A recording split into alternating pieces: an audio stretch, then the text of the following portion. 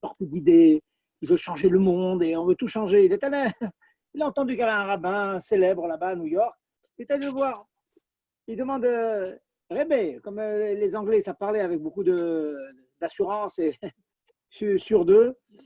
Et qu'est-ce qui vaut mieux? Il lui demande. Je m'impliquer dans l'éco, dans l'antiracisme, l'anti-ceci, la pauvreté dans le monde. Alors, ce quoi je dois essentiellement insister? Alors, le rabbi le regarde avec son doux regard et il lui dit réparer le monde à vous tout seul, vous ne pourrez pas. La chose, par contre, que peut-être vous pouvez faire, c'est de vous arranger vous-même. Et en vous arrangeant vous-même, vous arrangez votre sviva, ceux qui sont autour de vous. Et après, doucement, on peut avoir de l'influence à l'extérieur.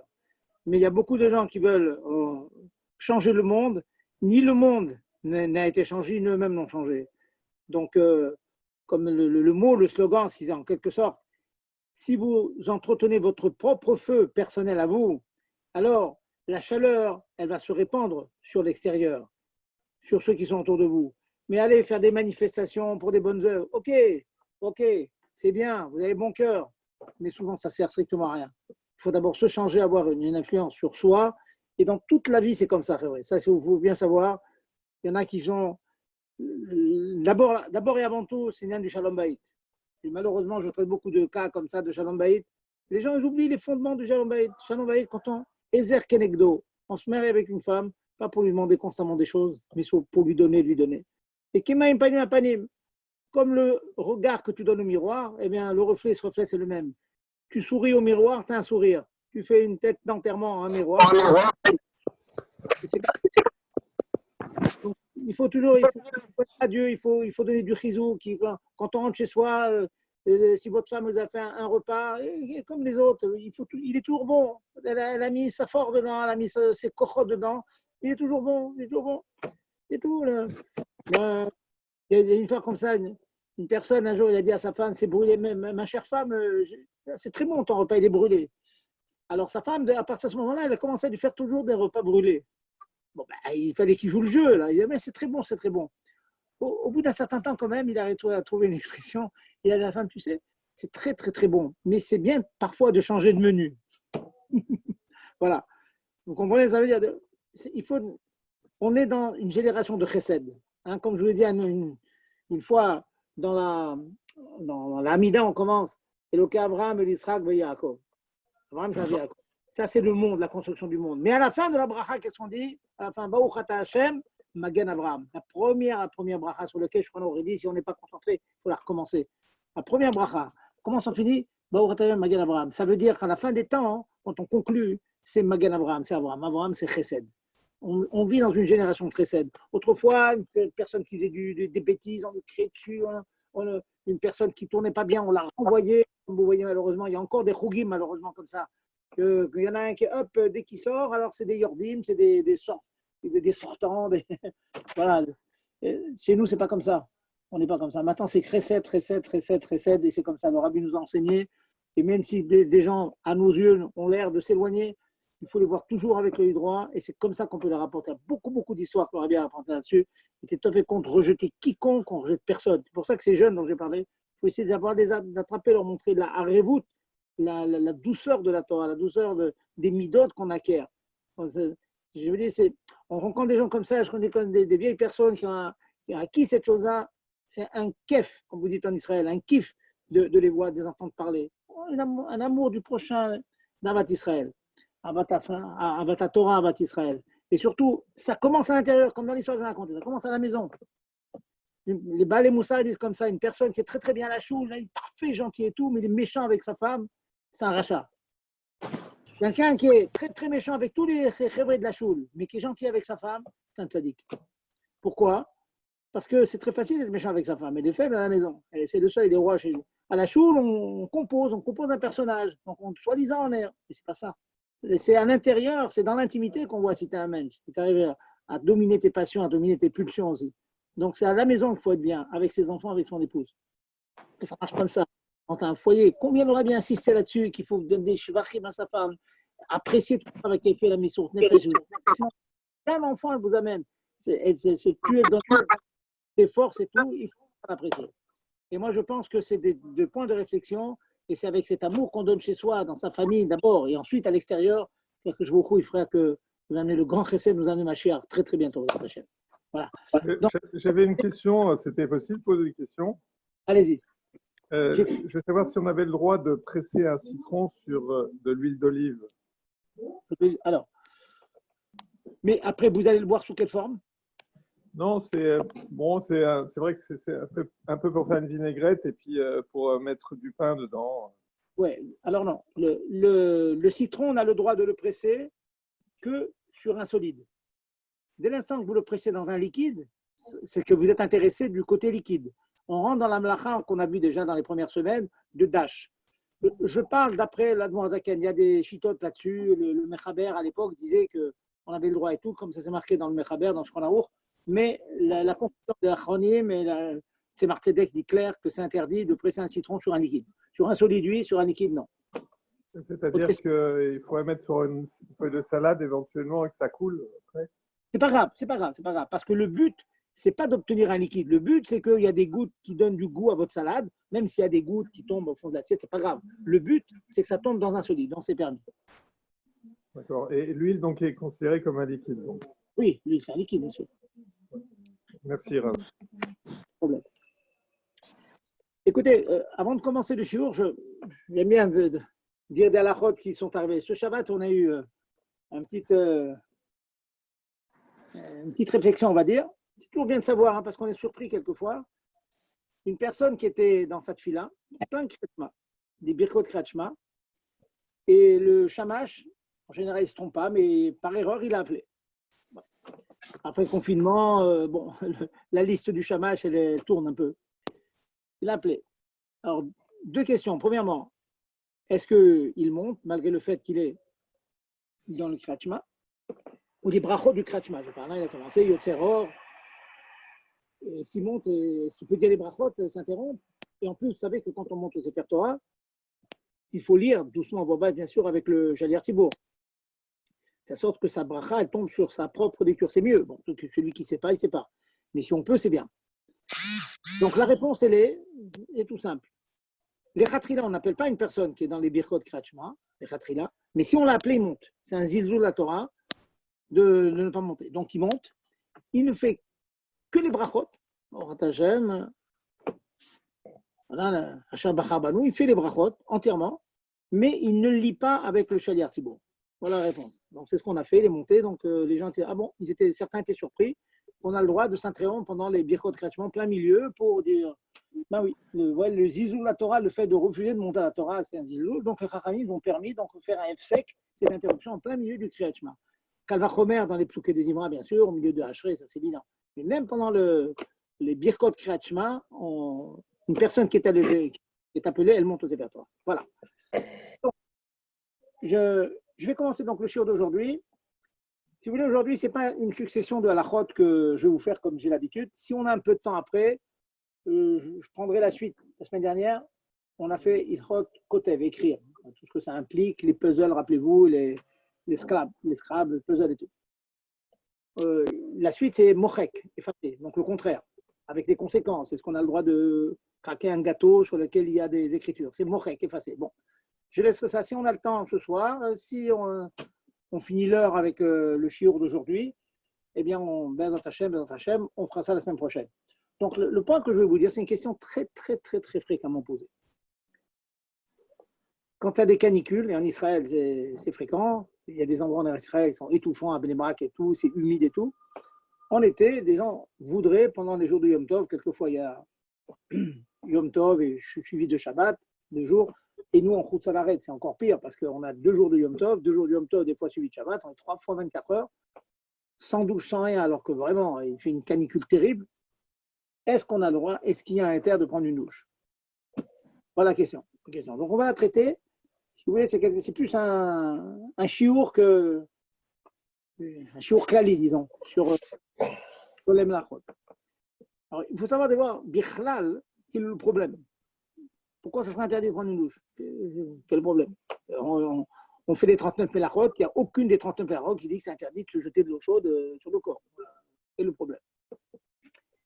Alors, pour comprendre le problème, il faut remonter à la source des mlachot de Shabbat et de Yom Tov. Vous savez que, je vous l'ai dit déjà, que les mlachot de Shabbat, les interdits shabbatiques, s'apprennent des mlachot dans le Mishkan. Parce que la Torah dit, Hachem a demandé à Betzalel de faire les travaux, faire tous les travaux de Shabbat. Kol melechet avoda lo ta'asu, les melechet avoda vous faites pas. Et après, la Torah elle dit, Vet Shabbatota tishmeru. Donc, tishmeru, et juste au moment où la Torah elle nous dit de construire le Mishkan, faire la construction du Mishkan, elle nous dit Shabbatota tishmeru. Quel rapport entre le respect de Shabbat et le Mishkan? La tradition nous rapporte, la Torah Sheba'al Peh nous dit la juxtaposition de ces deux événements, ces deux faits, fait que qu'est-ce que ça veut dire respecter Shabbat? C'est exactement cesser, arrêter de faire les mlachot de l'érection de la construction du Mishkan. Donc c'est la construction du Mishkan qui nous dit quels sont les mlachot, et donc dans le Mishkan, il y a de construire, détruire, etc. Tout ce dont on parle plusieurs fois, presser les fruits parce que c'est la mlacha de Dash qui permettait d'avoir la transparence, qui permettait de colorer les peaux et tout. Je ne reviens pas sur tous les sortes, mais en tout cas, on apprend tout du Mishkan. On arrive au mlachot de Yom Tov, c'est marqué aussi pareil. C'est marqué Mechet Avoda Lo Ta'asu. Cependant, la Torah dit Ach kol ma sheyach elachem. Cependant, tout ce qui concerne la achila, c'est moutar. Voilà. Donc, ça veut dire qu'on a le droit de cuire et faire certaines melachot. Je vous ai donné des shiurim où il y a quand même des agbalot, des limites à ça. Mais en gros, Yom Tov, on peut faire des melachot qui ont un rapport avec la achila, avec le fait de manger. Maintenant, vous savez très bien. Alors, vraiment, je fais une construction. Tâchez de retenir tous les principes. Vous savez très bien qu'on a le droit de porter son talit, d'aller à la choule avec son talit. Bon, pour les gens d'Israël, bon, c'est pas shoot, il y a plus ou moins des hérouves partout. Il y a des endroits où il n'y a pas de hérouves, et en France, vous savez très bien, il n'y a pas de hérouves. On ne porte pas Shabbat. Yom Tov, on prend son talit, on prend son sidour, on va à la choule avec son talit. Comment ça se fait? Porter son talit, c'est une melacha. Et ce n'est pas une melacha qui consiste à la achila. Comment ça se fait que c'est moutar? La réponse est Mitor chez Outra les tzorech ochel nefesh, Outra chez lo les tzorech ochel nefesh.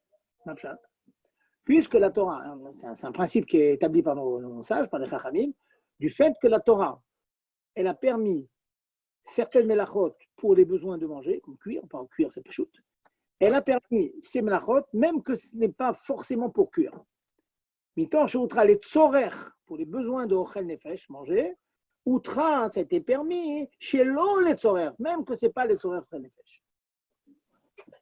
Donc, reprenons le cas du talit. Du fait que la Torah l'a permis de porter dans la rue un pain, un repas pour l'amener à un voisin, parce que c'est ochel nefesh, j'ai besoin de pain, j'ai besoin de vin, j'ai le droit de porter, faire la marche de porter pour pouvoir manger et faire simchat yom tov. Grâce au principe que je viens d'établir, on voit qu'on a aussi le droit de porter pour un autre besoin que le fait de manger. Et quel est le besoin, par exemple? C'est, je vous dis, amener le talit à la choule. Maintenant, quel est le tzorech? Quel est le besoin exigé pour qu'il nous soit permis de faire cette melacha? Alors, regardez le mot, le slogan, comme je dis. Le mot, c'est il faut que ce soit un besoin qui soit chavé l'école nefesh. Ce soit un besoin qui, certes, n'est pas le besoin de manger, besoin qui est marqué dans la Torah, Arkol Mashiach Elachem, mais un autre besoin, mais qui est commun à l'ensemble, à toute la communauté. Cela exclut les besoins de gens qui sont hysténistes, qui sont délicats, raffinés, etc., etc. Par exemple, un cas de la Gemara, faire du mougmar. Certains ont connu ça peut-être en Afrique du Nord. Il y avait des gens qui venaient, qui parfumaient votre maison, ils amenaient comme ça de l'encens, avec des encensoirs, ils mettaient de l'encens dedans, et puis ça faisait des bonnes odeurs. Faire des bonnes odeurs dans la maison est considéré par nos chachamim comme l'eau chavé kol nefesh. Ce n'est pas un besoin égal pour l'ensemble de la communauté, c'est pour les gens raffinés qui ont besoin d'avoir des bonnes odeurs chez eux. Ok, vous allez me dire de nos jours, tout le monde veut avoir des bonnes odeurs, mais bon, qu'on soit macpide maintenant d'avoir une cheminée dans laquelle on met de l'encens qui parfume votre maison, Je ne pense pas que ce soit l'immense majorité des gens qui font cela. Donc, en tout cas, la Gemara nous dit que ce n'est pas Shavé l'école Nefesh. Une petite parenthèse, au début, quand la cigarette est apparue, les Chachamim ont interdit de fumer, parce qu'ils ont dit que ce n'est pas Shavé l'école Nefesh. Pas tout le monde fume. C'est comme une gâterie. Bon, après, quand c'est devenu une habitude ancrée dans une fraction importante de la population, un milieu, certes, peut-être une minorité, mais importante, et que pour eux, la cigarette devient un vrai besoin, comme manger pour le commun des mortels. Bon, un vrai fumeur, il n'est pas bien quand il ne fume pas. Donc, les Chachamim ont dit, ça s'appelle Shavé l'école Nefesh pour les fumeurs. Pour les fumeurs. C'est ça qui donne le éther aux fumeurs de fumer pendant Yom Tov. Par contre, si c'est un non-fumeur, quelqu'un qui ne fume pas d'habitude, n'a pas le droit de fumer Yom Tov, assourd complètement. Pourquoi c'est assourd? Eh bien, tout simplement parce que chez lui, c'est une gâterie. Il peut parfaitement s'en passer. C'est comme le mougmar, c'est comme l'encens qui embaume toute votre maison. Un exemple pour expliquer ce que c'est que Shavé l'école Nefesh. Maintenant, une fois qu'on a établi ce principe, la question qui va être posée est la suivante. Faire chauffer de l'eau, on a dit, pour prendre un café, c'est manger ça, permis. Faire cuire de la viande, c'est permis. Je voudrais faire chauffer de l'eau pour me laver les mains ou le visage. Est-ce que se laver les mains et le visage, c'est un tzorer, un besoin, qui est Shavé l'école Nefesh? Est-ce que tout le monde a besoin de se laver les mains et le visage le matin? Première question. Deuxième question, est-ce que chauffer de l'eau pendant Yom Tov pour prendre une douche complète, est-ce que ça s'appelle un besoin qui est Shavé l'école Nefesh? Est-ce que la moyenne des gens ou le rôle des gens ont besoin de manière de prendre une douche tous les jours ou pas? Et de cette rakira, de cette recherche-là, va sortir toutes les discussions sur lesquelles vous avez certainement entendu quelque chose. Alors, on va commencer donc l'étude après cette introduction. Je voulais une Mishnah dans Masechet Betsa, page 21 de Amoud Bet, Rafalef Amoud Bet. On nous dit, la Mishnah nous dit la chose suivante. Bet Shammai Omrim, Lo yachem adam chamim le raglav ela imken ruim leshtia. On n'a pas le droit de chauffer de l'eau que si elle est, notamment, elle est raouille. Tosfot explique que seulement s'il a chauffé l'eau pour boire un café. Bet Shammai. Bet Shammai estime que je ne peux me laver le visage et les mains avec de l'eau chaude chauffée à Yom Tov que si je chauffe cette eau pour faire un café, pour boire. Il va m'en rester ce qui me reste, j'ai le droit de faire. Il estime que chauffer de l'eau pour se laver les mains, c'est interdit. Il n'est pas d'accord avec le principe de Mitor que j'ai expliqué tout à l'heure. Il dit, c'est seulement pour manger, point barre. Si je fais pour un autre horaire, c'est interdit. Beth Hillel n'est pas d'accord. Que nous dit Beth Hillel? Je vous lis les mots. Beth Hillel matirim. Ve aussi madame medora ou mitramem kenegdo. Beth Hillel permet de chauffer de l'eau pour se laver les mains, le visage et les pieds. À l'époque, tout le monde se lavait les pieds parce qu'il marchait plus ou moins pieds nus. De nos jours, bon, c'est plus le cas. Ou bien faire un feu pour chauffer la maison. Il est clair que chauffer la maison, c'est sûr que c'est Shavé l'école Nefesh. Pas quand il fait la canicule, mais en hiver, chauffer une maison, tout le monde a besoin de chaleur. À tel point qu'il y a une halakha dans Hidrot Shabbat qui dit que à kol cholim et tina. Quand il fait froid, tout le monde est cholé. Et pour un cholé, j'ai eu l'occasion de vous dire qu'on peut demander à un goy de faire une lacha. On peut demander au goy de rallumer le chauffage. Si un jour, Shabbat, votre chauffage s'arrête, le chauffage central il s'arrête, vous pouvez demander à un goy de réparer et de remettre le chauffage en place. Pourquoi? Parce qu'on est considéré comme cholé, malade par rapport au froid. Donc, nous dit Beth Hillel, qu'on a le droit de chauffer de l'eau pour chauffer la maison, ou bien faire un grand brasier, un grand feu pour chauffer la maison. Chauffer la maison, se chauffer soi-même, c'est Shavé l'école Nefesh. Mais qu'est-ce qu'il nous dit Beth Hillel? On ne peut chauffer de l'eau que pour se laver les mains ou le visage, parce que c'est quelque chose qui est Shavé l'école Nefesh. Et sur place, les Baalei HaTosfot, ils nous disent, alors ici, par contre, de cette Mishnah, je déduis que chauffer de l'eau pour se laver l'ensemble du corps est interdit. Pourquoi, Amadoua? Pourquoi c'est interdit? Nous dit Tosfot, parce que se laver le corps, ce n'est pas un besoin qui est chavé l'école nefesh. C'est un petit peu comme brûler des encens pour avoir des bonnes odeurs. Donc Tosfot pense, regardez le point qu'il faut bien comprendre, Tosfot, il a la chita que on peut parfaitement se passer de se laver tous les jours. On peut se laver souvent, mais dire que tous les jours on a un besoin, comme manger, pas des cas d'exception, on jeûne, tous les jours on a besoin de manger. Tosfot estime qu'on n'a pas tous les jours un besoin impérieux de se laver. Donc le fait de chauffer de l'eau pour se laver tout le corps, ce n'est pas chaver les konefesh, ce n'est pas un dénominateur commun pour l'ensemble de la communauté. Donc Tosfot interdit. Et à cause de ça, mes chers amis, Tosfot dit la chose suivante. Puisque c'est interdit de chauffer de l'eau pour se laver tout le corps, il est même interdit de prendre de l'eau chauffée Erev Yom Tov, une réserve d'eau que vous avez préparée depuis Erev Yom Tov. Et de l'eau.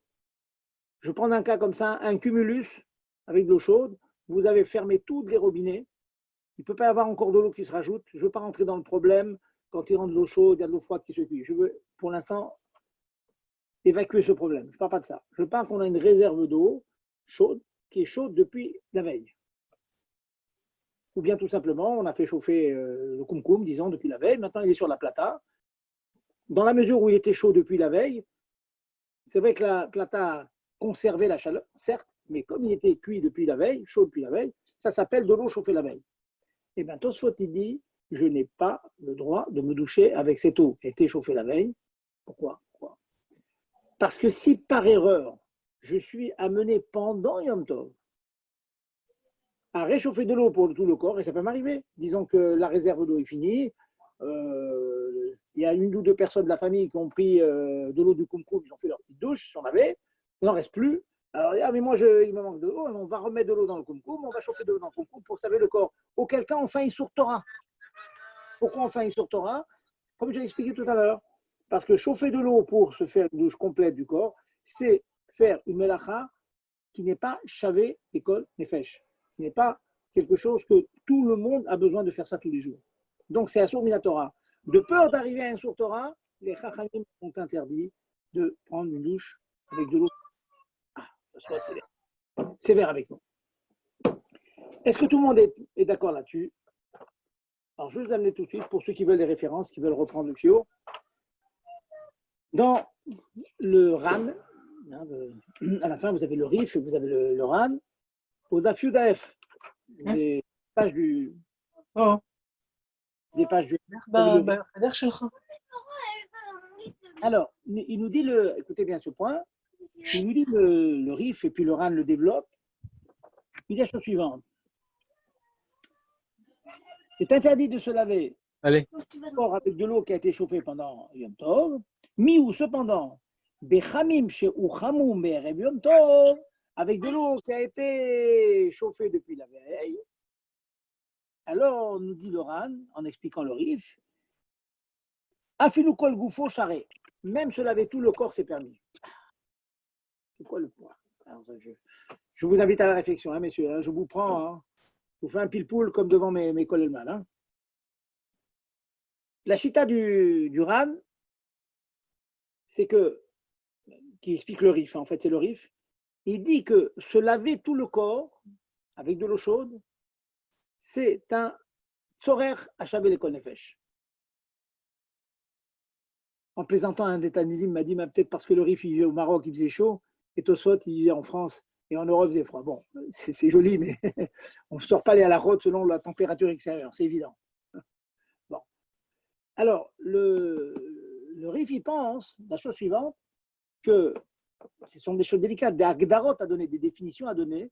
Il estime que c'est tout à fait normal qu'une personne ait besoin de se laver le corps entièrement tous les jours. Ça s'appelle davar à travers des konefesh. Peut-être certains ne le font pas à cause des tirs d'eau à Parnassa, à cause du temps et tout, mais c'est normal qu'on se lave tous les jours, ça s'appelle ça les konefesh. Je ne vous cache pas que de nos jours, il y a beaucoup de gens maintenant, notre génération, elle est mefouneket, elle est gâtée et tout, les jeunes ont plus tendance à se laver comme ça, à changer, se laver beaucoup plus que la vieille génération, sans parler de ceux qui vont régulièrement au mikvé tous les jours. Alors là, c'est la douche obligatoire tous les jours. Et ceux qui ont vraiment cette habitude, il faut reconnaître, ça leur est très difficile de sauter un jour, ils ne se sentent pas bien, ils ont l'habitude de se laver tous les jours. Qu'est-ce qui ressort de ça? Alors voilà, j'arrive au point maintenant, au point crucial, et on va arriver à l'alakha, très très belle alakha. Le Rif pense que si on fait de l'eau à Yom Tov, on ne fait pas un Issour Torah, on fait un Issour des Rabbanan seulement. Pourquoi? Parce que chauffer de l'eau pour faire une douche complète, c'est comme chauffer de l'eau pour boire. Alors vous me demandez pourquoi ça Assour Midei Rabbanan? C'est une xéra à cause de Shabbat. J'ai peur qu'on confonde avec Shabbat. Mais sinon, Minatora, j'ai le droit de chauffer de l'eau pour me laver tout le corps, comme j'ai le droit de chauffer de l'eau pour prendre un café ou faire un repas. Donc le Rif, il dit, expliqué par Loran, on peut parfaitement faire une douche avec de l'eau qui a été chauffée Erev Shabbat, Erev Yom Tov, pardon. Qu'est-ce qui peut arriver au pire? Qu'il manque de l'eau et que pendant Yom Tov, je sois amené à chauffer de l'eau. Ok. Et si je le fais, je fais un Issour des Rabbanan seulement. Ça s'appelle Xéra l'Exéra, faire une barrière sur une deuxième barrière. Et ça, c'est permis. On a le droit de faire de prendre le risque d'arriver à un Issour des Rabbanan maximum, c'est mon cas. Ça veut dire maintenant, je vais vous résumer un petit carré de Sikoum Advarim. Et Marloquet sur l'Agdara de Chabel Ekol Nefesh, sur la définition précise.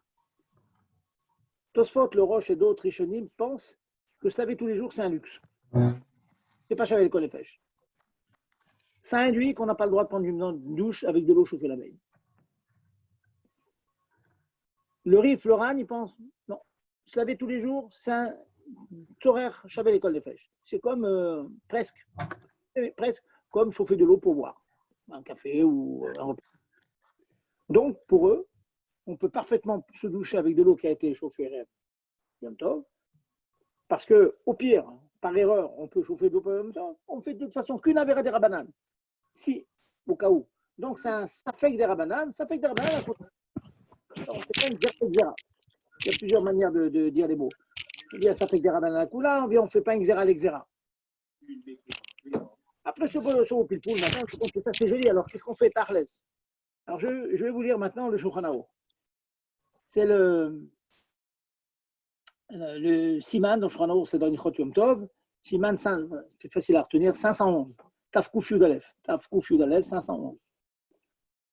Qu'est-ce que nous dit le Shulchan Aruch? C'est bien le point. Mutar leachem beyom tov maim lichot yadav. On a le droit de chauffer de l'eau pour les mains, mais on n'a pas le droit de chauffer de l'eau pour se laver tout le corps pendant Yom Tov. Aval, c'est le Mechaber qui parle, Beth Yosef. Donc ça va être pour les Sfaradim. Aval, bemaim she'uchamu me'erev Yom Tov. De l'eau qui a été chauffée Erev Yom Tov.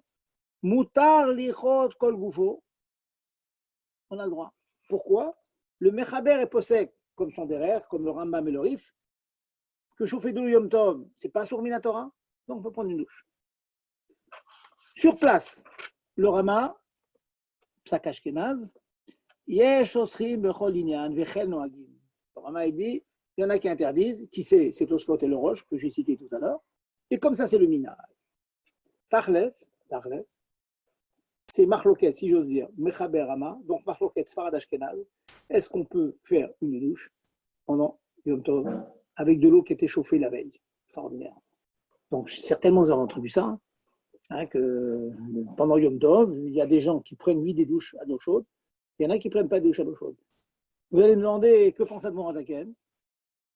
Admor Hazaken, il rapporte tout ce qu'il pousse que je viens de vous dire. Il y a Shomrim que chauffer de l'eau pour tout le corps, c'est pas Assour Minatora, et donc on peut prendre une douche avec de l'eau de la veille, Yom Tov. Et il y a Shomrim, il y en a qui disent que non, c'est interdit. Et il dit, fini comme le Rama, Noagim, d'être au cerf. Donc, cher public, chers amis, le public Chabad, on est soumis à Admor Hazaken, nous n'avons malheureusement pas la permission de prendre une douche les jours de Yom Tov. Même avec de l'eau qu'on a chauffée la veille, qu'on a gardée précieusement, c'est interdit. Par contre, pour les Sfaradim, hein, ceux qui font comme le Mechaber, les Haridim Sfaradim, donc comme le Mechaber, comme le Beth Yosef il dit, on a le droit de prendre la douche, tout simplement parce que le risque de chauffer de l'eau pendant Yom Tov, certes, il existe, mais même si ce risque arrive, on ne fait qu'un sur des rabbanan. Donc, c'est moins grave, donc on permet de prendre la douche. Avant d'écouter vos questions, je vais arriver à une halakha pointue, pratique pour les mamans. Admor Zaken est possède, comme le Rama aussi d'ailleurs, que pour un tinoc, laver un tinoc, je viens dans une baignoire, hein, je ne parle pas un tinoc qui est sale, qui a fait dans la couche et tout, on nettoie bien sûr, c'est évident. Pas avec les lingettes, hein, n'oubliez pas, je vous ai expliqué que les lingettes mouillées, c'est interdit. Il y a mille manières de laver, on met de l'eau, puis on sèche et tout, bon, sans les lingettes mouillées. Maintenant, je ne parle pas de ça. Je parle comme beaucoup de mamans, elles ont maintenant des petites baignoires pour enfants. Vous mettez la baignoire dans de l'eau chaude comme ça et vous mettez le bébé dedans. Maintenant, Zaken, il considère que ce n'est pas chavé les konefesh. Les enfants, peut-être ça a changé, la météo elle a changé de nos jours, les enfants n'ont pas besoin d'un bain dans une baignoire tous les jours, comme ça il dit Admor Zaken. C'est cet enfant-là. Donc, Admor Zaken, il interdit de baigner un enfant dans une baignoire. Ce qui est intéressant, que la Mishnah Bora, le Chavisraï, vous avez raison, en plus, c'est vrai ça. Un enfant, c'est tous les 3 jours, un bébé. On le baigne. Je finis un peu. Au contraire, j'attends les témoignages. Juste, c'est un point très, très intéressant, ce point-là. Et j'ai même un médecin qui dit, parce que vous savez, il y a les gens, il y en a qui se lavent tous les jours, ils ne sont pas bien. Il y a un médecin qui m'a dit, c'est d'Afka pas bien de se laver tous les jours. Ça fait ensuite des allergies, etc. C'est pas bien. Le corps, il est trop aseptisé, c'est pas bon. Il y a besoin d'avoir des parasites sur le corps. C'est intéressant, un médecin qui m'a dit ça. Écoutez, il m'a dit, c'est tout à fait vrai. Tous les jours, c'est pas bien pour le corps. Bon, je finis le bébé. Le Mishnah Bora, il permet. Le Mishnah Bora, il dit que il n'a pas une phrase comme ça, que Aïnou ribité. Et les enfants qui sautillent, qui font de la gymnastique, on les laisse faire, alors que nous, on n'a pas le droit de faire de la gymnastique. Parce que la grand a dit Aïnou ribité, comme ça qu'ils grandissent. Alors, le Mishnah Bora, il a une svara comme ça de dire que pour les enfants, ils ont besoin pour grandir, pour bien se sentir d'être dans cette baignoire du jour, donc il permet. Admor Zaken interdit, Mishnah Bora, il permet. Maintenant, pour les Chabad qui faisons comme le Admor Zaken, pour nous, c'est interdit pour le bébé. Bon, je vous rassure quand même. Quand je dis qu'on ne va pas permettre à un bébé de faire son bain dans la baignoire, c'est un bébé en bonne santé, qui n'a pas de problème,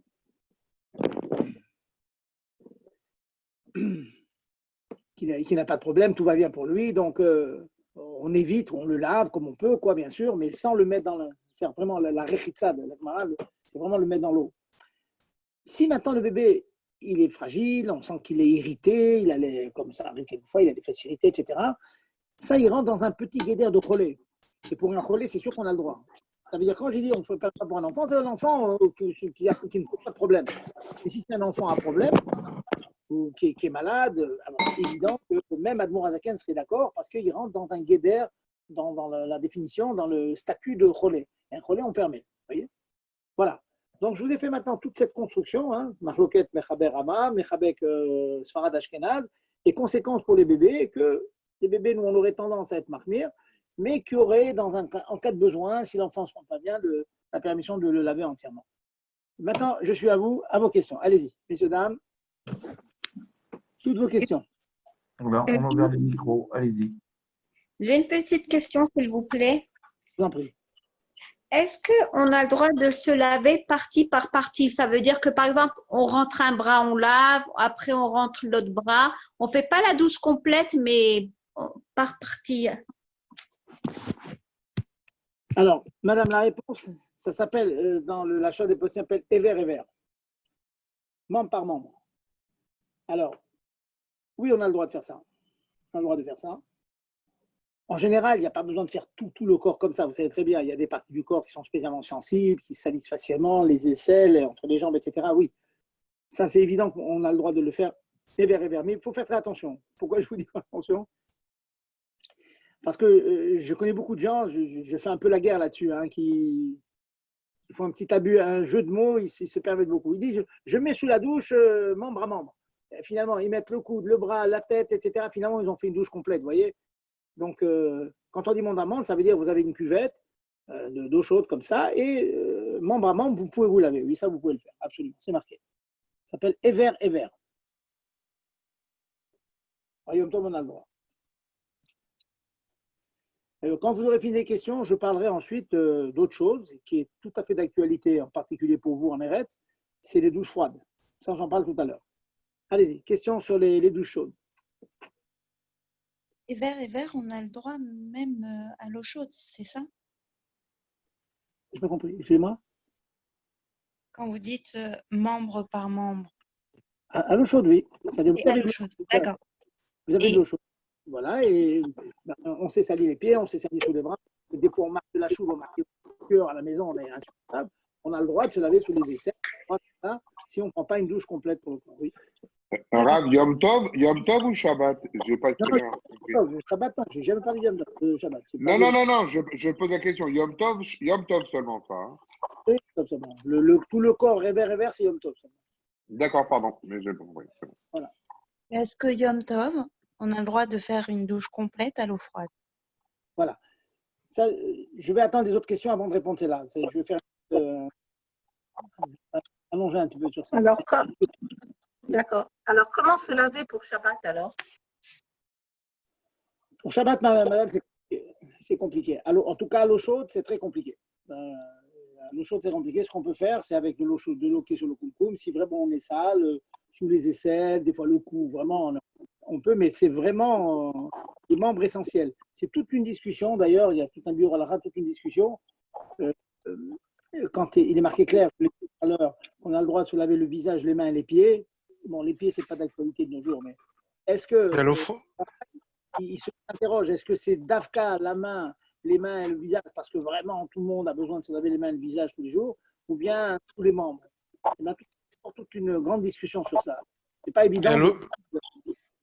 Et à l'eau froide, on a le droit de toute façon de faire une petite toilette Shabbat, non? Je vais parler de l'eau froide. Ah, d'accord. Toilette, c'est évident. Une toilette, mettre devant l'évier, se mettre de l'eau, c'est sûr, c'est évident. C'est ça la question. Avec l'eau froide, alors écoutez, dans tout ce que je vous ai dit, je vais passer quelques minutes pour l'eau froide. Dans tout ce que j'ai dit, c'était toujours le problème de cuire de l'eau. C'est un risque. Comme je dis au début du shiur, prendre une douche, il n'y a aucun passage de la Torah qui interdit de prendre une douche. Tout le problème, c'est la crainte qu'on soit amené à chauffer de l'eau. Et là aussi, il y a des dapim et des dapim en Shabbat, en Perek Kira, qui parlent que les gens ils faisaient des hammams, des bains de sudation, des saunas. Et les hammams ont interdit. Pourquoi? Parce que dans un premier temps, c'était le hammam qui était chaud, et puis quand il manquait de chaleur, il y en a qui ajoutaient des braises, qui ajoutaient du bois pour entretenir la chaleur. Les hammams, donc comme ça, ils ont interdit de prendre une douche chaude, à cause des varianim. Pour dire, c'est. Alors, mais dans tout ça, c'est toujours un risque de chauffer. Shabbat, c'est interdit de chauffer. Non. Yom Tov, c'est tout le début de ce shiur d'aujourd'hui. Est-ce que chauffer pour tout le corps, ça s'appelle Shabbat Konefesh, donc ça serait interdit ou non, comme Shabbat? C'est la discussion d'aujourd'hui. Maintenant, prendre une douche d'eau froide, apparemment, même un chachash. Qu'est-ce qu'il y a à craindre? Il y a rien à craindre, apparemment. Excusez-moi, Rav, j'ai encore une question. Est-ce que faire la vaisselle avec de l'eau chaude, c'est permis parce que ça touche les mains? Alors, je vais aller plus loin que votre question, madame. Faire la vaisselle avec de l'eau chaude, qui a été que du koum-koum, c'est un problème. La question, c'est que, est-ce qu'on aurait le droit même de chauffer de l'eau pour laver la vaisselle? Parce que la vaisselle, c'est très proche de l'Ochel Nefesh. On a besoin de la vaisselle pour manger. Vous voyez? Donc, on pourrait même permettre d'aller un peu plus loin dans cela. C'est même chauffer de l'eau pour laver la vaisselle. Si on n'a plus de vaisselle, c'est impossible autrement, et qu'on ne pourrait pas manger sans vaisselle, donc ça s'appelle le Tzorech Ochel Nefesh. Donc, Kalvachomer, si vous avez de l'eau depuis la veille, vous avez le droit de faire votre vaisselle avec. Bien sûr, en faisant attention à Srita et tout, on s'entend. Hein, attention à tous les autres mlachot qui peuvent être engendrés par la vaisselle. Mais le fait de laver la vaisselle avec l'eau chaude ne rentre pas dans tout la xéra du shiur d'aujourd'hui. Voilà. Rav Zervib, excusez-moi. Oui. Je n'ai pas tout à fait fini. C'est quoi le. Pas tout fini. Allez-y, je posais vos questions, mais je voudrais finir. Rav Zervib, c'est quoi le lien du Dutch Shemesh en Israël? C'est quoi son statut? Je vais expliquer. Laissez-moi juste finir la douche froide. Alors donc, d'après tout ce qu'on a dit ici, la douche froide, il y a une manzrar, qui a parlé de ça, qui est en quoi c'est un problème.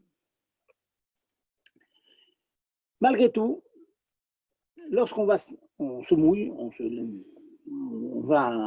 trempe dans de l'eau froide, il y a beaucoup de chashashot. Shabbat et Yom Tov. Shabbat, sachez une chose, quand vous rentrez dans un petit étang, à l'époque c'était des étangs, etc., vous sortez avec de l'eau sur le corps, faire arba hamot avec cette eau sur le corps, c'est interdit, c'est porté. Regardez jusqu'où ça va. Puis très souvent, le statut de l'eau qui est dans l'étang et le bord de l'étang n'a pas le même statut, c'est porter de l'eau à l'extérieur de l'eau. Ça peut parfois poser problème. L'extérieur, ça peut être échouté aride et l'eau, ça peut être carmélite. Deuxièmement, il y a un autre hachash sur lequel il faut faire extrêmement attention. Les hommes qui m'ont mis le savent, c'est hachash shrita. Shrita. Dès l'instant que vous commencez à prendre votre barbe, ou une femme qui est au mikvé, elle va se frotter les cheveux, bon, les femmes vont au mikvé Shabbat. Mais on leur dit toujours de faire extrêmement attention à ne pas faire shrita. Shrita de c'est un saut. Shrita des cheveux, si vous avez le bon réflexe, prendre vos cheveux et comme ça, prendre votre barbe, appuyer dessus pour faire couler tout l'eau qui dégouline, c'est interdit à cause de shrita tasséa. Ni des rabanan, certes, mais c'est interdit quand même. À cause de cet ensemble de chashashot, de craintes qu'on peut avoir à se tremper dans de l'eau, Shabbat ou Yom Tov, il y a un minhag qui s'est instauré, post-Gemara. Bien que même dans le Gemara, il y a des Mokorot, il y a le Rabbi Meir qui interdit dans le froid, mais c'est un minhag qui s'est instauré après, demain, une date ultérieure. Il y a un minhag qui s'est instauré et on n'a pas le droit de transgresser ce minhag, de ne plus prendre de douche froide. Minhag comme ça. Cependant, le minhag même, Tshuvato Betido, il a une akala tout de suite. Quand il s'est instauré sauf dans ce qu'on appelle Shatadachak, dans les moments difficiles. Dans les moments difficiles, c'est-à-dire qu'on ne peut pas, c'est très très difficile de ne pas se doucher, le minhag lui-même prévoit qu'on peut le faire. C'est la raison pour laquelle je pense que vous avez déjà entendu ça. Très souvent, dans les années caniculaires en Eretz Israël, j'entends à Bnei Brak, ils ont permis les douches. J'ai souvent entendu cette chose-là. Il demande au rabbanim, bien sûr. Il y a des moments où il fait tellement chaud, c'est tellement humide, une atmosphère épaisse comme ça, très très très difficile. D'ailleurs, on finit la douche, tout de suite on se sèche et puis ça recommence. L'atmosphère comme ça, elle revient. Alors, en deux mots, la douche froide, il y a un minhag de ne pas en prendre, complète, je ne parle pas le visage, le pied et la main, une douche complète. Il y a un minhag de ne pas en faire. S'il y a des grosses chaleurs, s'il y a une indisposition, c'est une personne qui est hystériste, on va dire, qui est vraiment délicat, pour lui, c'est insupportable de ne pas prendre une douche pendant 2 jours de suite. Quand il fait une chaleur caniculaire, pour lui, il sera permis de faire une douche d'eau froide. Voilà donc, en résumé, tout ces liens de l'eau froide. L'eau chaude, c'est un vrai digne de la Gemara. L'eau froide, c'est un minhag, c'est un usage, une coutume juive qui est installée, basée bien sûr sur des raisons, sur des chashashot. Et en fonction de ça, on s'abstient de prendre des douches froides pendant Shabbat, sauf en cas de grand besoin. Allez, posez vos questions maintenant. Vous me demandez le problème du douche shemesh tout à l'heure, c'est ça? Allô? Ah oui, vous m'entendez? Allô? Oui, Rav, ouais, je vous demandais par rapport au Dout Shemesh en Israël, c'est quoi le statut du Dout Shemesh? Alors, le statut du shemesh, il est comme ça. C'est une petite parenthèse. Il y a un principe dans le Shabbat. Cuire Shabbat sur du feu, c'est interdit minatoire. Mettez de la viande sur du feu, c'est bichel, mévachet. Le mot, c'est our, pas or, aleph, vav, resh, mais our, avec un chourouk. Our. Si on cuit avec tolda ta'our, des dérivés du our, ça veut dire quoi? Avec un feu ou avec une résistance, on a chauffé une plaque métallique. Sur une plaque métallique, on peut chauffer, c'est évident. Ce n'est pas directement le feu, mais c'est chauffé avec. Ça s'appelle tolda ta'our, comme si on a chauffé sur le feu. Maintenant, aussi bizarre que ça puisse paraître, une cuisson directe au soleil, si un faire se peut, si la Torah permet. Ce n'est pas le derrière de bichoul. On n'a pas le derrière de cuire au soleil. Donc, si vous arrivez à mettre un œuf au soleil, il va cuire au bout d'un moment, ce n'est pas sur la Torah. Imaginez que vous ouvrez un œuf sur une assiette et vous mettez ça au soleil, quand il fait 40 degrés à l'ombre, au bout de quelques minutes, il durcit un petit peu, c'est moutarde. Par contre, comme c'est bizarre, les dérivés du soleil, nos sages vraiment ont interdit. C'est quoi les dérivés du soleil? Du sable. Vous allez marcher certainement pieds nus sur du sable. On se brûle les pieds quand il y a grosse chaleur, insupportable. Hein. Sauf si vous êtes au bord de l'eau, il y a de l'eau. Mais sur du sable, vraiment, c'est brûlant, brûlant. Vous mettez un œuf dans du sable en été, vous garantis au bout de quelques minutes, il est cuit. Eh bien, cette cuisson au sable chauffé au soleil n'est pas interdite par la Torah. La Torah n'a pas interdit la cuisson avec les rayons de soleil. Ce n'est pas le derech normal de cuire. Et la Torah n'interdit que les choses que l'on de manière sur lequel on peut dire c'est le derech, le bekar. Donc, si quelqu'un fait cuire un œuf dans du sable bouillant, c'est interdit midérabanan seulement. Pourquoi midérabanan c'est interdit?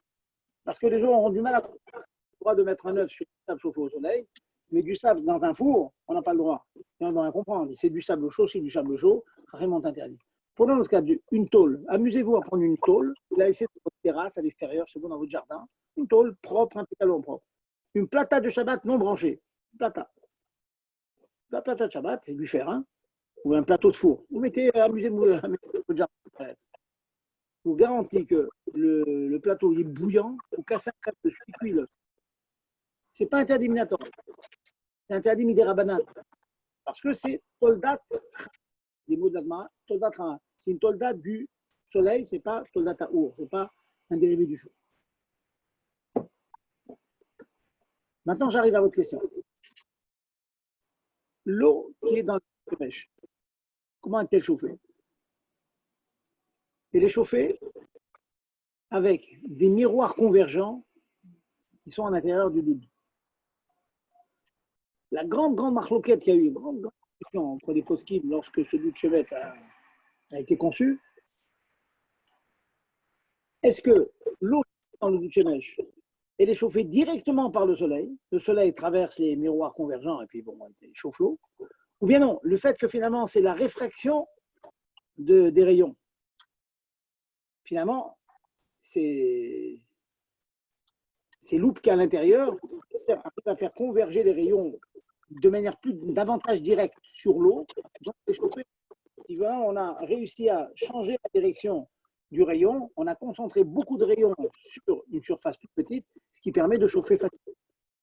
Est-ce que le fait que les rayons se séparent, ces loupes en question, ça s'appelle le shemesh direct ou bien toldat shemesh? C'est ça la minute. Certains ont dit non, finalement, ce n'est pas une tôle ou du sable qui a été chauffé. C'est les rayons de soleil qui passent par des loupes, hein, par des miroirs convergents et qui, bon, finalement, c'est des rayons de soleil. D'autres disent non, certes, c'est des rayons de soleil, mais ce n'est pas le soleil naturel qui tombe directement sur l'eau. Elle passe par des miroirs convergents, l'eau réchauffe. C'est ça la grosse marloquette qu'il y a eu. Ceux qui disent que c'est direct, donc l'eau, les mouterettes, il n'y a aucun problème. Ceux qui disent que c'est indirect, ils disent non, c'est toldat, ça s'ouvre midérabanan seulement. Mais intéressant que dans la mesure où de l'eau qui est dans le issour de le chauffer seulement d'irabanan, il y aurait beaucoup de conséquences, entre autres tout le pilpoul qu'on a fait tout à l'heure, sur les douches, etc., etc., etc. Vous voyez, il peut y avoir, ça peut être un point de bloquette possible. C'est ça la problématique de nos jours, hein, le statut des douches shemesh. Bon, je ne vous cache pas que dans les milieux rapides, on est marqué. Les douches shemesh, c'est pas toldat rama. C'est pas rama, c'est toldat rama. Et dérivé du rama, c'est comme la tôle ou le sable chauffé au soleil, et donc on s'abstient. Autre question?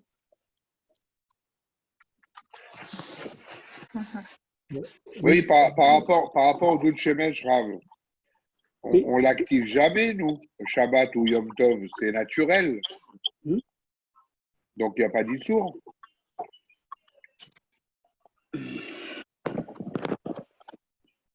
Oui, Certes, vous avez raison, mais la question c'est de savoir que de l'eau qui aurait été chauffée pendant Shabbat et de l'eau qui a été chauffée avant Erev Shabbat, même Béhéter, c'est pas toujours moutard de profiter.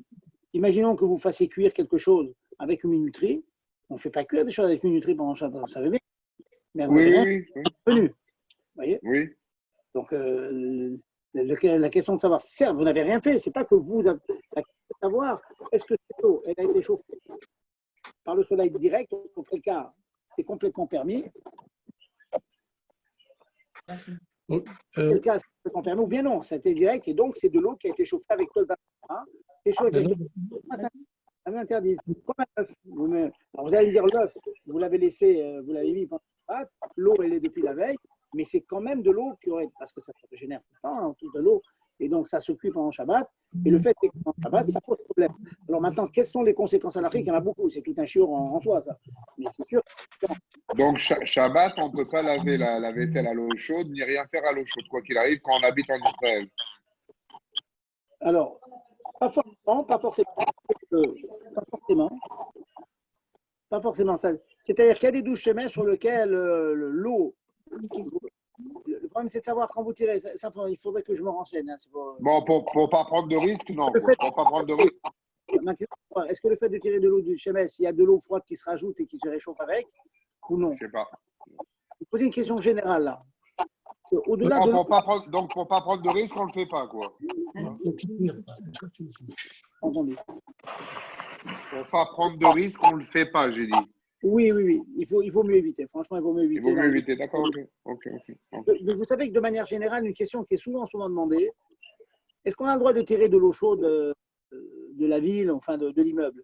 C'est une question très pointue parce que c'est très pointu et difficile à répondre parce qu'on ne connaît pas toujours les conséquences du fait de tirer de l'eau chaude. Il est évident que Shabbat, tirer de l'eau chaude, la majorité des cumulus qu'on a ici, en France, dès que vous tirez de l'eau chaude est remplacée dans le cumulus par l'eau froide qui se cuit. Donc on est en train de cuire de l'eau crue, de l'eau froide, ça chauffe. Et même c'est le même principe pour les bars Shabbat, les Tami Arba, là, vous savez.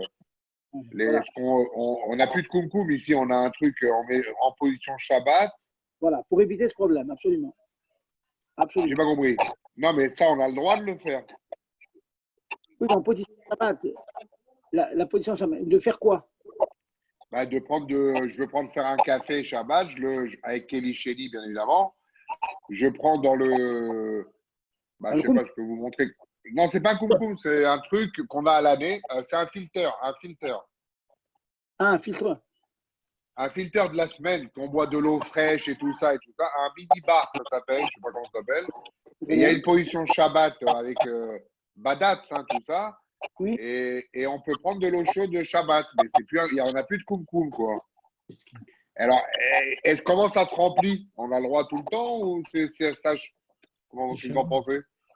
Écoutez, là, vous me posez une colle parce que c'est la première fois que j'entends qu'il y a cette espèce de filtre. Attendez, si je peux me permettre, Rav, hein, vous me voyez là? Voilà, je vous montre. Excusez-moi, on peut poser une question? Oui, allez-y. C'est ça, Rav, c'est ça ce que je vous montre là. Non, vous voyez? Non, vous n'apparaissez pas sur la photo là. Non, je ne vous vois pas sur la photo. Non, c'est pas moi qu'il faut voir. C'est comment dire, c'est ça. En tout cas, Blinéder, je vais tâcher de m'enseigner sur le fonctionnement. Si vous dites qu'il y a été à Daïda Haridit, mais ne connaissant pas cette c'est ça, Rav, c'est ça. Ok. Bon. Allez, d'autres questions? Oui, une question. Est-ce qu'on aurait le droit de prendre une douche froide dans l'intention de remplacer Tisha Kabin pour Takanat Ezra? Oui, absolument. Alors, le monsieur demande la question suivante.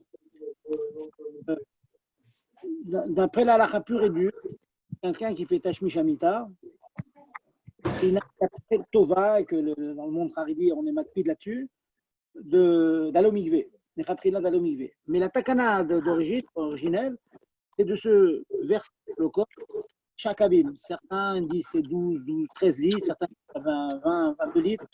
on a un beau gros seau d'eau. Alors, on me demande est-ce que la douche peut remplacer ces Tisha Kabim? La réponse est oui. Donc, une personne qui aurait fait Tashmish Hamita, bon, ben, tout à fait recommandé. S'il va au mikvé, pas.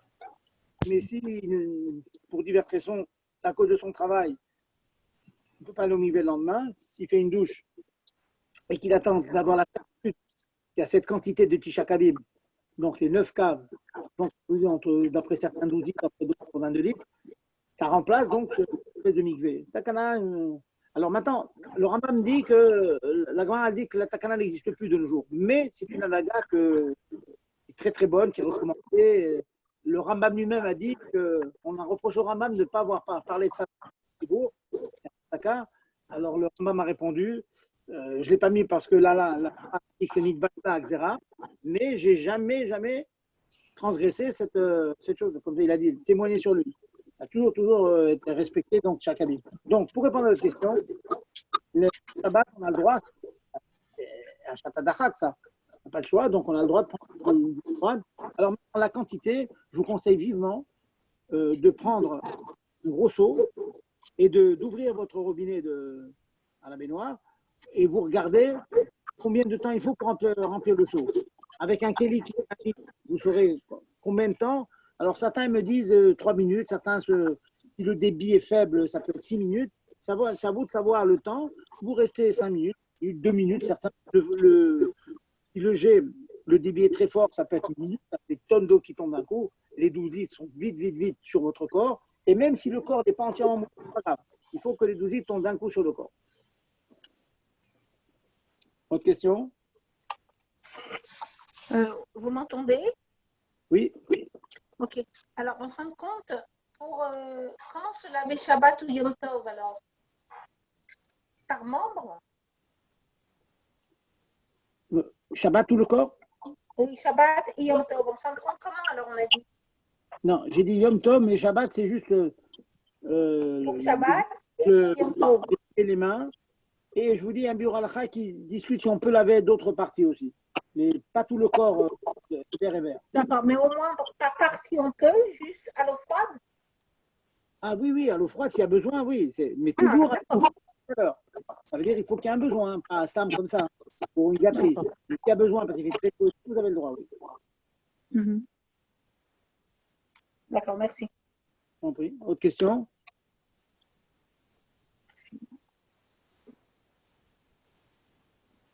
Excusez-moi, on a pris en cours là. Le sujet, c'est quoi? Est-ce qu'on a le droit de prendre une douche chaude? Par exemple, un jour, j'avais un invité à la maison, c'était en plein été. Il m'a dit, il fait trop chaud, faut que je prenne une douche. Alors, est-ce qu'il avait le droit de prendre une douche chez moi? On était Shabbat. Shabbat? Shabbat. Non, Shabbat est aucun état. La conclusion du cours d'aujourd'hui, c'est que c'est Marloket Mechaber Hama. Donc, Yom Tov, c'est permis pour les Sfaradim avec de l'eau qui a été chauffée la veille. Et pour Chabad, le Chabad, c'est interdit. Yom Tov, Kalvachomer, c'est le Kalvachomer, de l'eau, se laver tout le corps. Shabbat, c'est sûr et certain la Xéra, parce qu'il est évident que Shabbat, si on était amené à chauffer de l'eau pour se doucher à l'eau chaude, enfin, il surtout à chauffer de l'eau Shabbat. Donc, il est évident que les Chachamim, ils ont craint, ils ont complètement interdit de faire de l'eau, même chauffer. Alors, je me suis mal exprimé. C'était en plein été, il avait très chaud et il m'a dit bon, je prends une douche, mais je ne me sens pas bien. Donc, on va dire qu'il a pris une douche froide. Est-ce qu'il a le droit? Oui, j'ai dit tout à l'heure, absolument. J'ai dit tout à l'heure que la douche froide, c'est un minac seulement. C'est pas un minac de ne pas prendre une douche froide. Et donc, les chatat dachak, s'il y a un besoin, oui, on a le droit. Wow. Quand il fait très chaud, ça je l'ai dit tout à l'heure, oui, absolument. On a le droit. D'accord. Oui. J'avais une autre question justement par rapport à la paracha de la semaine. Parce que les filles de Tselophrad, elles expliquent dans le Pinchas, là, elles expliquent que apparemment le papa, il avait transgressé de façon volontaire le Shabbat pour avoir comme conséquence que il voulait vraiment la terre d'Israël. Il ne concevait pas de faire le Shabbat en dehors de la terre d'Israël. Est-ce qu'il y a eu d'autres cas de Tselophrad, à savoir qu'il a été condamné parce qu'il a transgressé Shabbat? Est-ce qu'il y a eu d'autres cas ou jamais? Et est-ce que c'est possible aujourd'hui, dans un cas comme ça, d'une personne, ou est-ce que c'était un cas d'école? Est-ce que ça a existé après? Je vous réponds aujourd'hui. Aujourd'hui, on n'a pas de Sanhedrin. Donc, aujourd'hui, de toute façon, il n'est pas question de condamner quiconque. Je dirais même plus, pour ajouter à votre question, il y a une belle sikha du Rabbi, il dit comme ça. La phrase suivante, il dit Ayom, kalkalato, zoi takalato. Le fait qu'on a une kalkala, une destruction, on n'a plus la destruction de Beth Amikdash, zoi takanato, c'est une takana, c'est un tikkun. Quel tikkun? C'est que maintenant, on n'est plus en mesure, on n'a pas les dimensions de pouvoir condamner quelqu'un. Autrefois, quand quelqu'un était condamné à mort, il faisait tchouva, il faisait le vidouille et tout, mais on ne pouvait pas sursoir à la sentence. Avec toutes les conditions très compliquées de la Torah, vous savez, à 3 secondes avant. De nos jours, on ne peut plus faire ça, on n'a plus de Sanhedrin. Ça veut dire qu'une personne qui fait tchouva maintenant peut faire tchouva sans forcément avoir le Gan Eden que par la mita. Il peut avoir son Gan Eden sans la mita. C'est l'amour du Rabbi, ça. De nos jours, on veut dire Baou Hashem, on ne peut plus appliquer les sentences, et donc maintenant, donc maintenant il n'y a plus que la tchouva avec la tchouva. Car, c'est important, c'est comme ouverture. Ah oui, il y en a qui est rare, mais il y a eu des cas. Il y a eu des cas alors? Oui, il y a eu des cas, des gens étaient. J'ai entendu le mot, il y a un Bédine, il tue plus qu'une personne tous les 70 ans. Un Bédine qui est meurtrier, un mot comme ça, ça veut dire que ça existait, c'est sûr que ça existait. C'est pas qu'un cas. Il y a certains cas, on dit, c'est vraiment 2 cas. Mais on dit ça par exemple pour le Ben Sorer au Moré. Qui mange, boit, etc. Mara dit que c'est un cas qui n'a jamais existé. C'est juste un. Des discussions comme tout, c'est une discussion sur ça. Autre question?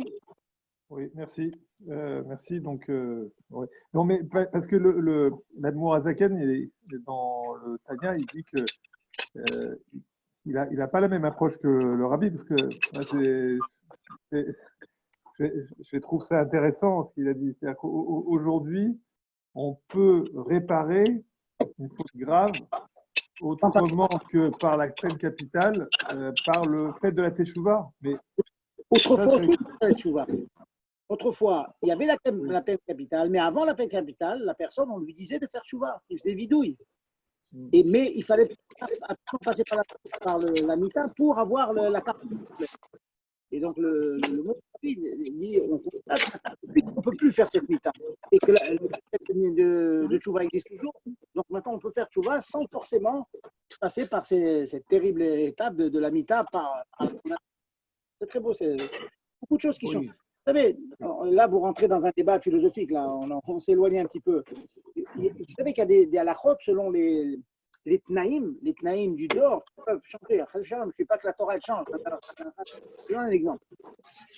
Dans la Gemara, il y a des cas où on vous dit qu'il ne faut pas laisser, on laisse la maison brûler et on n'éteint pas un incendie. Il y a beaucoup de cas comme ça. Regardez des Mishayot dans Marseille Shabbat.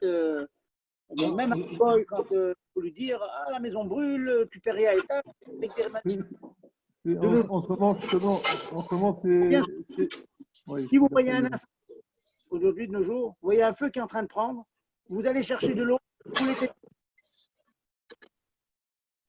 Les poskim, depuis 200 ans, ils ont dit un incendie, dans les conditions de vie qu'on a aujourd'hui, c'est toujours sakanat nefashot.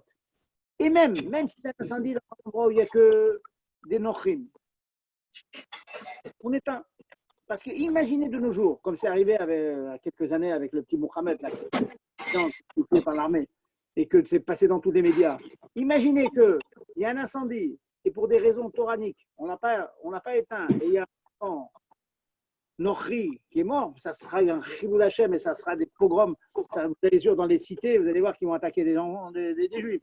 Donc le Prim Gadim, les grands poskim, ça rapporte dans tout de nos jours, il y a un feu, on éteint, point. Le feu, vous savez, il y a des gens qui. La Mahataka, une fête extraordinaire. On a vu des incendies, des gens qui sont morts. Donc, pour vous dire, bien que l'Agma, pas des cas, on n'a pas le droit, on laisse la maison brûler et tout, et c'est des cas la maison s'était achalée dans la zéro risque. Mais de nos jours, ça n'existe pas dans un immeuble, vous laissez un incendie, bon, c'est sûr qu'il y aura des dégâts énormes, même dans les pays, on ne parle pas de dégâts matériels. On les dit, on ne peut jamais savoir qu'il y a un immeuble. Je connais des cas où des enfants sont morts comme ça, asphyxiés par l'incendie. Pourquoi je vous raconte tout ça? Il y a des circonstances où les conditions, les paramètres ont changé et donc l'application n'est plus la même. Merci. Vous voyez, votre plateau de bouillie brûlé, waouh. Ou vous le prenez vite fait, vous le mettez dans le balcon, ou alors vous l'éteignez. Vous n'hésitez pas. Il y a un rideau qui peut, Chaz de Shalom qui peut arriver. Chaz de Shalom. Votre question? Intéressant. Merci beaucoup. Je vous en prie. Je vous en prie.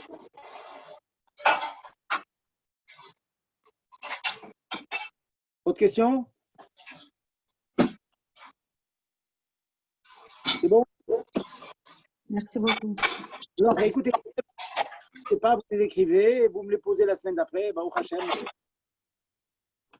D'une semaine à l'autre, j'espère qu'on va boucler à peu près toutes les à la fois, sauf Shabbat fréquentes.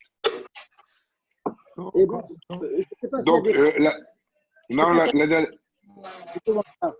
sais pas s'il y a des gens qui habitent la France qui m'écoutent maintenant ou bien que d'Israël. Sachez qu'au collège, on a un programme spécial pour le mois de juillet, avec un programme différent tous les jours. Donc, celui qui a peu de temps, vous accueillir par le collège et des gens qui s'occupent de nous. Et 30 coups dans la mer de la Torah, dans l'océan talmudique. À quel numéro on peut poser des questions? Pardon? À quel numéro on peut vous poser des questions? Mon numéro personnel, demandez à Gérard. Vous donnez mon numéro. À qui vous demandez? Message. Parce que c'est un message pratiquement je zappe parfois par erreur. J'appelle tout le monde. En WhatsApp. Bon, merci Rav. Allez, Chazak ou Barou, Rav. Juste un point. Vous êtes avec moi encore?